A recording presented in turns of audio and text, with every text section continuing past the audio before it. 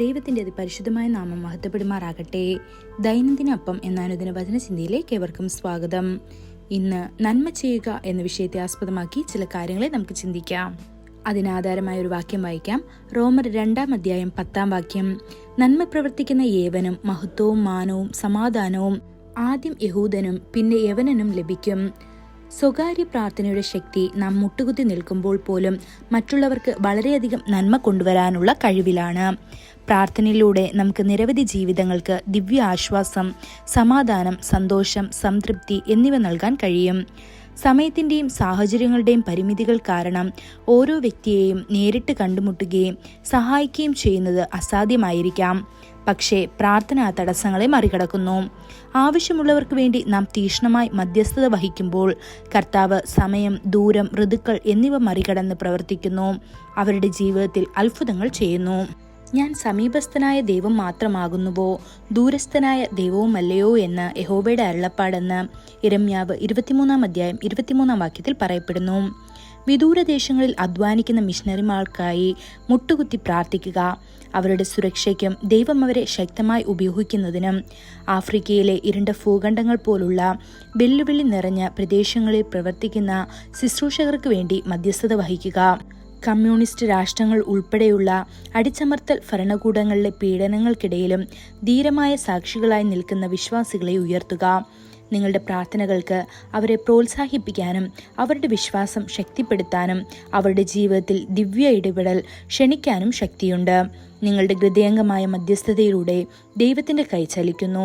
രാഷ്ട്രങ്ങളുടെ ഗതിയെ മാറ്റിമറിക്കുകയും എണ്ണമറ്റ ആളുകൾക്ക് അനുഗ്രഹങ്ങൾ നൽകുകയും ചെയ്യുന്നു. ബൈബിൾ കർത്താവായ യേശുക്രിസ്തുവിനെ കുറിച്ച് സംസാരിക്കുന്നു.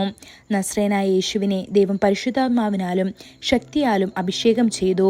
അവൻ നന്മ ചെയ്തും പിശാചിനാൽ പീഡിതരായ എല്ലാവരെയും സുഖപ്പെടുത്തിയും കൊണ്ട് സഞ്ചരിച്ചു. കാരണം ദൈവം അവനോട് കൂടെ ഉണ്ടായിരുന്നു എന്ന് അപ്പോസ്തല പ്രവൃത്തികൾ 10:38 കാണാൻ സാധിക്കുന്നു.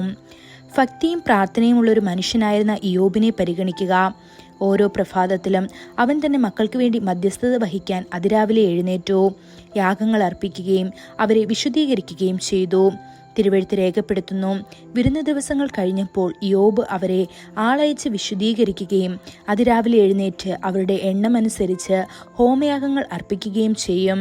കാരണം ഇയ്യോബ് പറഞ്ഞു, എൻ്റെ പുത്രന്മാർ പാപം ചെയ്ത് ദൈവത്തെ ഹൃദയത്തിൽ ശപിച്ചിരിക്കാം. അങ്ങനെ ഇയ്യോബ് പതിവായി ചെയ്തു എന്ന് ഇയ്യോബ് 1:5 കാണാൻ സാധിക്കുന്നു. ശാരീരിക പ്രവർത്തികൾ കൊണ്ട് മാത്രം നമുക്ക് ചെയ്യാൻ കഴിയുന്നതിനേക്കാൾ വളരെ അപ്പുറത്തേക്ക് മറ്റുള്ളവർക്ക് വളരെയധികം നന്മ ചെയ്യാനുള്ള ഒരു അതുല്യ അവസരമാണ് പ്രാർത്ഥന.